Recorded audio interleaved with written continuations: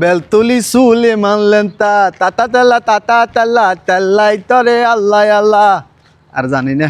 আসসালামু আলাইকুম, কি অবস্থা? বেকের আসেননি বালা? খাইছেননি ভাত? আপনাকে বাড়ির সবার কি সংবাদ? তো আজকে বুঝছেন নি, আজকে হইলো একটু ঠান্ডা আবহাওয়া। সকালবেলা এখন কয়টা বাজে? প্রায় 7টা, 7:30টার মতো বাজে। কিন্তু ভাইরে ভাই, দেখেন যেই পরিমাণে বাতাস আর আকাশের পরিস্থিতি দেখেন, একবারে পুরা ঘোলাটা। তো এটা আমগো দেশ গ্রামে হইলে মানে উফ, অন্য লেভেল হইতো, অস্থির লাগতো আরে। কিন্তু অন্ত আরে মাস্কখান খুলি না কেনা, আমগো দেশ গ্রাম হইলে ভাল লাগতো। এটা হাওয়া বাতাসে আর মধ্যে বই গল্প গুজব করতাম, দুই গা মারে দিলাম। তো যাই হোক, এমন ওটা হইতেছে না। সৌদি আরব তো আমরা মানে কুয়াকাটা সন্দ্বীপের মধ্যে আটকে গেছি। আর কি অবস্থা সবাই জানায়েন।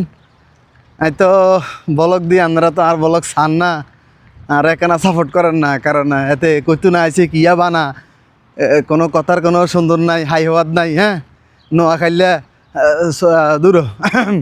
যাই হোক, মুখে দিয়ে খালি উল্টা পাল্টা বুঝছেন নি। তো ঠিক আছে ভাই বেড়াদার, সাপোর্ট করিয়েন, ভালোবাসা দিয়েন। আর এই জায়গায় বারবার দেয় কেন, কারণ কিনলেই ভাই আমি কোনো যাইতে পারি না বুঝছেন নি। আর বাসা আর দোয়ান মানে বন্দি কারাঘর। সৌদি আরব প্রবাসী মানে হইলে বন্দি কারাঘর। সৌদি আরব না শুধু, এই কান্ট্রি আপনার আই হাইরে আর মার্কস রে হেরি তুইও এত তো ছুটি যাও কেন দেখছি নেহাতা। বাতাস কি বাইরে ভাই, প্রচুর পরিমাণে বাতাস।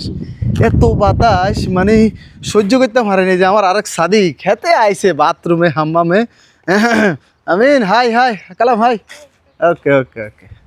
হ্যাঁ, আমার বন্ধু কেরালা, ঠিক আছে, ভালো সম্পর্ক, লোক ভালো আছে, কিন্তু মাঝে মধ্যে একটু হাগলামি করে আরে।